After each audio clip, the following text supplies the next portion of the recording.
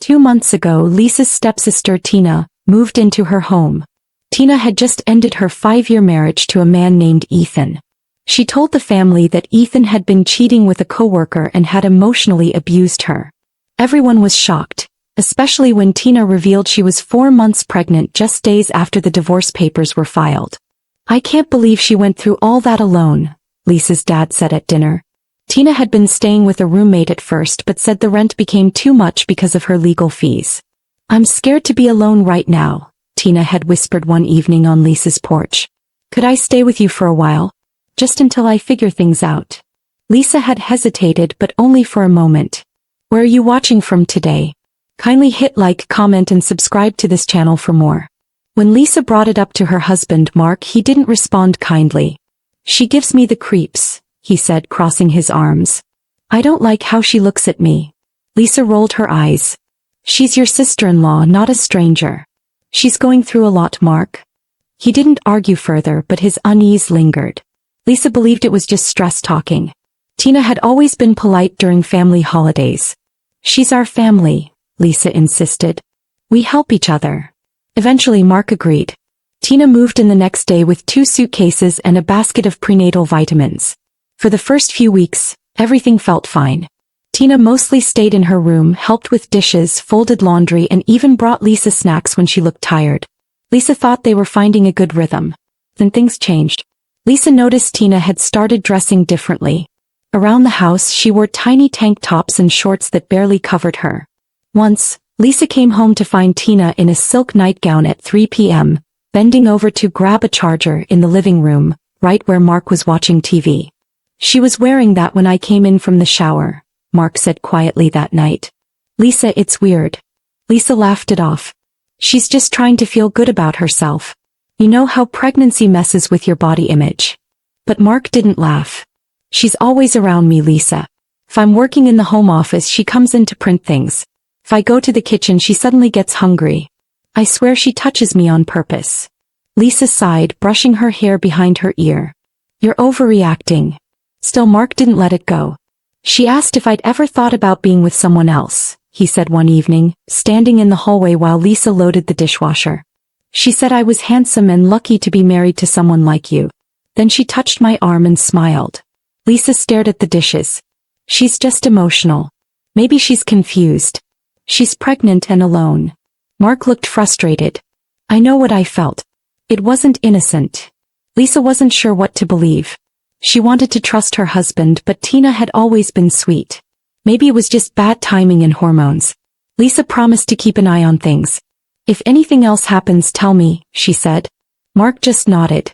The next week, Lisa threw Tina a small baby shower in their backyard. She wanted to cheer her up, help her feel celebrated despite everything. Lisa invited close family and a few of Tina's old college friends. The food was great, the weather perfect, and Tina seemed genuinely happy. She cried during the gift opening and thanked everyone for coming. Lisa felt proud of what she had done. "That was really thoughtful," her dad told her. But the next day everything fell apart. Tina posted on social media that Mark had been harassing her. "He made inappropriate comments," the post read. "He walked in on me in the bathroom. He even tried to kiss me at the baby shower." Lisa dropped her phone as she read it. Her hands trembled. The room spun. Her own sister had accused her husband of something unthinkable, and in front of the whole world. Lisa's phone wouldn't stop buzzing. Her stepmother, Karen, was the first to call. "I always knew something was off about Mark," she screamed. "How could you let a predator live under the same roof as Tina?" Lisa couldn't even get a word in. Her father sent a cold text. "I'm disgusted. Both of you should be ashamed." On social media, the comments were vicious. Tina's post had spread fast. Friends, family, and even strangers were calling Mark a monster. Some were threatening to report him to his school. Lisa found Mark in the bedroom, sitting on the edge of the bed, staring at his phone. "Some of the parents from work already saw it," he whispered. "They want me fired." His voice cracked. Lisa felt like the floor had vanished beneath her. Lisa tried to talk to Tina. She found her sitting on the couch, tears streaming down her face. "I knew you'd pick him," Tina sobbed. "You always take his side." Lisa knelt beside her. "I just want to understand what happened. Why didn't you come to me first?" Tina hugged her stomach. Because I knew you wouldn't believe me. No one ever believes pregnant women. You're proving that right now. Karen, who had arrived minutes earlier, stood nearby, arms crossed. You're just as bad as he is, Lisa, she snapped. Protecting a man who assaulted your sister. Lisa wanted to scream, to defend Mark, to shout that something didn't feel right. But her voice caught in her throat. The guilt and doubt crept in. The atmosphere in the house became unbearable. Mark barely left the bedroom. He tiptoed around the house, terrified that Tina might twist anything he did. She's dangerous, he told Lisa one night. We need to ask her to leave. But Lisa shook her head. If we do that, everyone will say we're forcing her out to cover up your behavior. Mark looked exhausted. So what do we do? Let her destroy us. Lisa didn't have an answer. The fear of making the wrong move paralyzed her. Her family was watching. The internet was watching. Tina knew it too. 3 days later, everything changed. Lisa was doing laundry when something fell behind the washing machine. She reached down and pulled out a worn notebook, Tina's journal. She stared at it for a moment, heart pounding. She knew it wasn't hers to read, but curiosity and fear won. She opened it. The entries dated back months. One of the first said, "Caught Ethan cheating?" Huh, not really. But the story's better than the truth. Lisa flipped the pages, stunned. Practiced crying again today. Almost got real tears. Family will believe anything if you sob enough. But it was one entry that made Lisa drop the book. Mark's always been cute. This could be my chance to upgrade. I just need to be patient. Lisa's hands shook. She grabbed her phone and started taking photos of every page. The shower upstairs turned on. Tina was bathing. Lisa knew she had only minutes. She flipped page after page, documenting every word. There were notes about how to fake symptoms, ways to twist conversations to make people sound abusive. One entry explained how to time breakdowns for maximum impact. Another listed examples of past tricks, including her story with Ethan. The pipes above creaked as the water stopped. Lisa heard footsteps in the hallway. She shoved the journal behind her back just as Mark stepped into the laundry room. His face was pale. She showed him the journal. He read one line and froze. Nobody believes a man over a pregnant woman. That's the game. They heard the bathroom door creak open upstairs. Lisa and Mark moved fast, slipping into the kitchen just as Tina's wet footsteps reached the top of the stairs. She wore a white towel, water dripping from her hair, and her eyes locked onto Lisa's hands. Did you find something interesting? She asked lightly. Lisa's mouth went dry. Just talking about the grocery list, she said, trying to sound casual. Tina descended slowly, eyeing them both. You look like you've seen a ghost. Mark stepped forward slightly, shielding Lisa. Tina's smile was sweet, but her eyes were sharp. Unless you've been talking about me. I know it's been tense. Maybe I should start looking for my own place. Lisa didn't answer right away. Her phone buzzed in her pocket. She ignored it, keeping one hand behind her back. Tina's expression softened into a practiced pout. It's okay, she said. I know I'm just a burden. She turned and walked up the stairs again. The moment her door closed, Lisa pulled out her phone. 2 texts from Mia, their teenage neighbor. Mrs. L, I saw your sister at the pharmacy 3 months ago buying like 5 pregnancy tests. She seemed nervous. Paid in cash.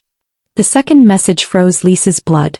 It was the day of my driving test, way before she announced the divorce. Lisa showed Mark. His jaw clenched. She's been planning this longer than we thought. Later that afternoon, Tina came downstairs in tight yoga pants and a cropped shirt, holding her phone. Lisa caught a glimpse of a text. How's the plan going? Tina noticed her looking and quickly locked the screen. Tea anyone? She said cheerfully, heading to the kettle. Lisa and Mark exchanged a look. They couldn't confront her yet. No thanks, Lisa said calmly. We were just talking about dinner. Mark's making lasagna. Tina raised an eyebrow. How domestic.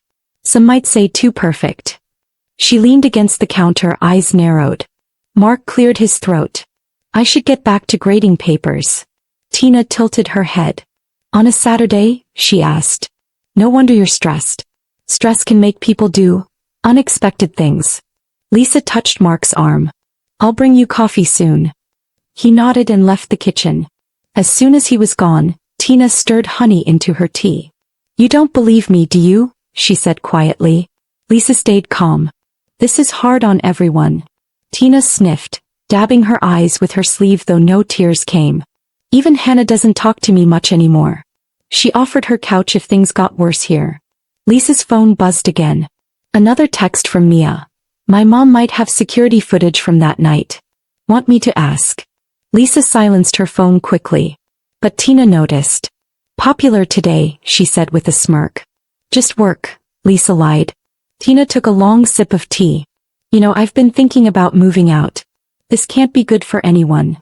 Lisa felt a surge of hope but tried to stay neutral. If that's what you feel is best. Tina's tone sharpened. But where would I go? No job. No one believes me. It's not safe. Lisa swallowed hard. The manipulation was now transparent. We want you to feel safe, Lisa said, her voice even. Tina stepped closer. Do you? Her voice dropped. Because I'm starting to wonder if Mark wants me gone. She raised her voice slightly. First Ethan. Now Mark. Why do men always push me away? Down the hall, Lisa heard the bedroom door creak. Mark was listening. Tina raised her volume again. I just hope the stress doesn't affect the baby. Doctor said no conflict, but it follows me. She placed a hand over her belly, the gesture so precise it seemed rehearsed. We all want what's best for the baby, Lisa replied. Tina's eyes narrowed. Do we? She smiled too sweetly. Because I feel very unwelcome. Lisa nodded slowly. Maybe you should rest. Good idea, Tina said brightly. Might do a little social media update later. My followers have been so supportive. The threat hung in the air. Once she was gone, Lisa rushed to the bedroom. Mark was pacing. 3 more parents emailed the principal, he said. Lisa showed him Mia's messages. His face turned pale. We need to be smarter, she whispered. Lisa's phone rang. Hannah, Tina's best friend. I can't talk long, Hannah whispered. But Tina just texted me asking to stay with me. She said things are escalating with Mark. What's going on? Lisa kept her voice calm. It's complicated. Hannah hesitated. Look, I love Tina, but some things aren't adding up. Can we meet? Lisa agreed. They picked a coffee shop for the next day. After the call, Mark showed her Tina's new post. Feeling unsafe. Some people can't handle the truth. Grateful for my followers. Comments were piling up. Lisa's hands shook. Lisa sat beside Mark on the bed. We need to act fast, she said. I've backed up the journal. We'll gather more evidence tomorrow. Mark nodded. Then footsteps overhead. Tina's door opened. They froze. The footsteps reached the bathroom then stopped. Where is it? Tina's voice rang through the hallway. The bathroom door slammed. Then came the pounding of feet down the stairs. Lisa and Mark turned just as Tina burst into their room. Her face was twisted with rage. She scanned the room, her eyes landing on them. Tina stalked in, still wearing tight workout clothes, her hair perfect. Lisa noticed not a strand was out of place. She's performing again, Lisa thought. Mark stepped in front of Lisa. Tina's eyes flicked toward the closet, then back. Her hands clenched and unclenched. Suddenly, she dropped the act and sank onto the bed, placing a hand over her belly.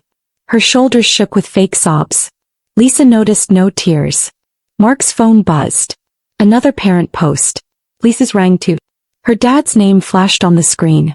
Tina stood suddenly and rushed to the bathroom. They heard loud retching, clearly exaggerated. Lisa exchanged a look with Mark. She's losing control, she whispered. Tina emerged from the bathroom, pale-faced and swaying. She clutched her belly, gasping for breath. Mark stepped back, arms crossed, watching her closely. Lisa moved toward the doorway, but Tina beat her to it, blocking the exit as if accidentally. I just need a second, she muttered. Just then Mark's phone rang. His principal's name flashed on the screen. You have to take it, Lisa whispered. Mark nodded and slipped into the hallway, shutting the door behind him. Now alone with Tina, Lisa remained still as Tina scanned the room, her eyes sharp despite her act.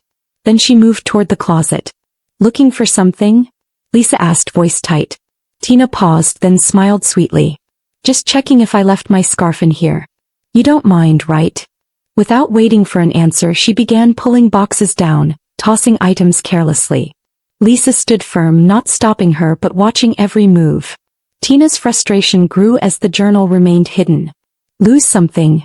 Lisa asked, pretending to sound casual. Before Tina could reply, Mark returned. His face was grim. 3 more formal complaints, he said. Emergency meeting on Monday. Tina's head snapped up at the news. She clutched her stomach again, wincing just a little too dramatically. She stumbled toward the door, nearly collapsing. I think something's wrong, she gasped. From the window, Lisa saw Karen's car pull into the driveway. Perfect timing, she muttered.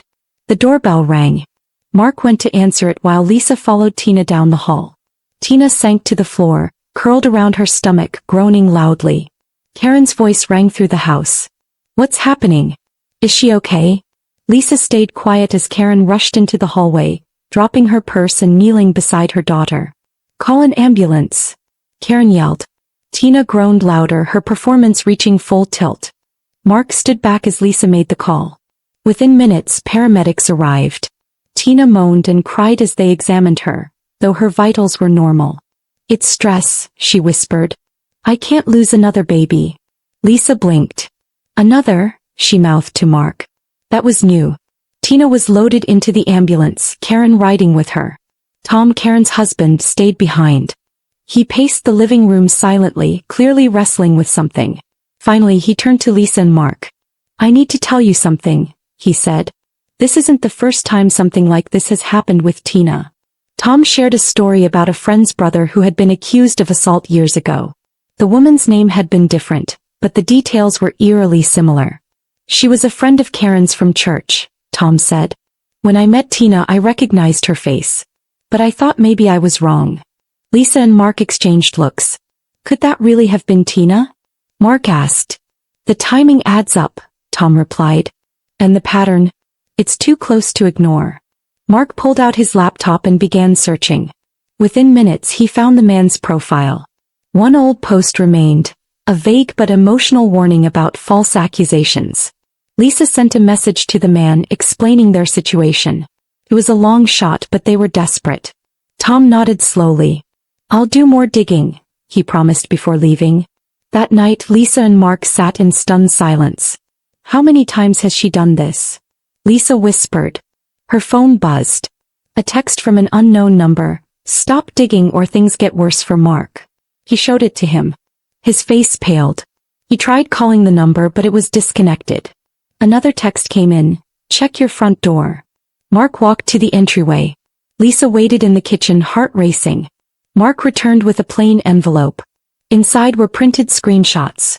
Mark's teaching profile, LinkedIn, his school's website, all marked with red X's. Lisa's stomach twisted. This is a threat, she said. Mark nodded silently.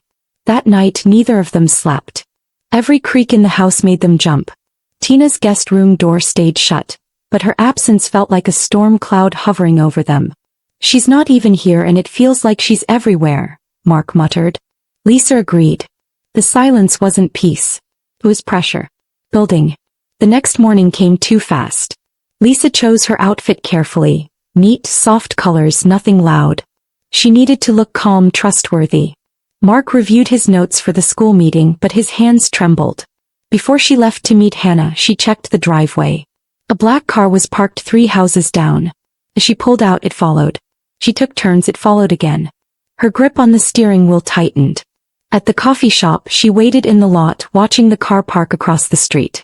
Tinted windows. She couldn't see the driver. Hannah arrived and waved her inside. They picked a quiet booth. Hannah looked nervous. She pulled out her phone and began showing Lisa screenshots. Texts from Tina. Messages from months ago. If he doesn't take the bait, I'll have to create the evidence. Lisa felt the air drain from her lungs. Other texts showed Tina researching school policies, codes of conduct, and how teacher accusations were processed. She's done this before, Hannah whispered. Back in college. A guy paid her to leave him alone after she accused him of misconduct. Lisa took photos of every screenshot. You're doing the right thing, Hannah said. Before they parted, Hannah grabbed Lisa's arm. She texted me from the hospital, she said. Asked me to come get something from your guest room. Something she said was hidden safely. Lisa nodded. Thanks for telling me. I'll handle it. On her way to meet Ethan's mother, Sandra, Lisa kept checking her mirrors. The black car was gone. Sandra lived in a small apartment on the other side of town. She welcomed Lisa inside immediately, her eyes tired but kind. Her living room was filled with boxes, evidence from her son's marriage. "You need to see this," she said. "It proves everything Tina said about Ethan was a lie." Sandra opened a laptop and played security footage from her home cameras, which had once covered Ethan and Tina's old driveway. One clip showed Tina sneaking out at 3 a.m., placing lingerie in the backseat of Ethan's car, evidence she later discovered to accuse him of cheating. Another video showed her meeting with the same unknown man who had appeared in Jones and Mia's videos.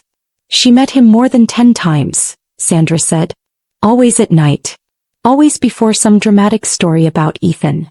Sandra handed Lisa printed bank statements showing Tina had opened credit cards in Ethan's name and maxed them out. "Ethan only found out during the divorce," Sandra whispered. "And he blamed himself." Lisa took photos of everything and thanked her quietly. Before heading home, Lisa stopped at the pharmacy. The same pharmacist who'd helped Mia recognized her. She discreetly waved Lisa into the consultation room.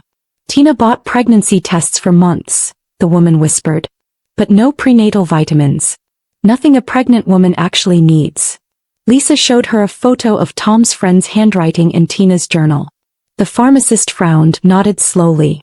"I can't give you records without a subpoena, but I'll testify if asked." Back home, Lisa found Mark in the kitchen with Tom. They had discovered more, 2 other men from different towns who had dealt with similar accusations, and one of them was already drafting a police report. Claire arrived minutes later with Tina, fresh from the hospital. Tina made a show of limping up the steps, cradling her stomach. "I just need peace," she sighed dramatically. Tom intercepted them. "We need to talk," he said, voice low. Lisa and Mark brought out the evidence. Tom plugged his laptop into the living room TV and began showing the footage.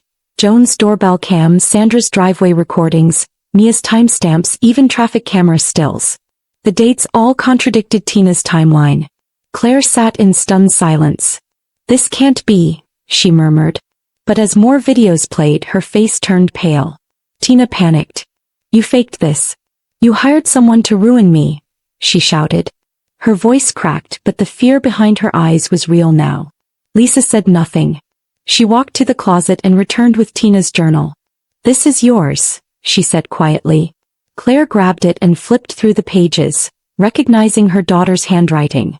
"Tina, tell me this isn't real," Claire whispered. Tina tried to snatch it, but Tom blocked her. "We already had it verified," he said. "It's real." Tina's facade crumbled. She backed away, clutching her belly. But her shirt lifted slightly in the process, revealing the edge of a foam pad. Claire gasped and reached forward, touching the protrusion. "What is this?" she demanded. Tina swatted her hand away. "Don't touch me." But the damage was done. The padding had shifted, crooked beneath her clothes. Everyone in the room saw it. "Take it off," Claire said shakily. Tina refused. "You're all against me," she hissed. "This is abuse." But her voice no longer held power. Lisa opened to a journal page Tina had forgotten, one that listed names. Names of previous targets. People standing in the very room. "You wrote down everything," Lisa said. "Even your next city." Tina stood frozen. For the first time she looked truly cornered. Mark stepped forward, calm but firm. "We don't want revenge. We want truth." One by one the others echoed him, Ethan's mom, Joan, Hannah and Tom. "You can come clean now," Lisa said. "Or face criminal charges from everyone here." Tina's face twisted. Then suddenly it all dropped. The smirk, the charm, the performance. In a flat voice she admitted it all. The fake pregnancy, the lies about Ethan and Mark, the schemes for money and sympathy. "I knew no one would believe a man over me," she said quietly. "It always worked before." The room fell silent. Claire cried softly, heartbroken. "How did I not see this?" she whispered. Tina sat down, completely still. Her lawyer, who had arrived midway through the confrontation, packed his briefcase silently and left. "You're on your own," he muttered. Over the next few weeks, the truth unraveled publicly. Mark was reinstated immediately with a full apology from the school board. Several parents even admitted Tina had tried to approach them with vague concerns weeks earlier. Ulrich filed fraud charges. Other victims began preparing civil suits. Tina was required to attend court-mandated therapy and was barred from social media for spreading false claims. 6 months later, Lisa hosted a quiet dinner with an unlikely group. People once targeted by Tina now supporting each other. Mark's career had fully recovered. Ethan had rebuilt his finances and even started dating again. Claire and Tom had begun marriage counseling, working through the pain and guilt. Lisa and Mark sat close that evening, stronger than ever. As the sun set, Lisa glanced at a closed box on the bookshelf. Inside was the journal. Not as a trophy, but as a reminder. The truth took time. But in the end it triumphed. Remember to hit the like button, comment and subscribe to this channel for more of this.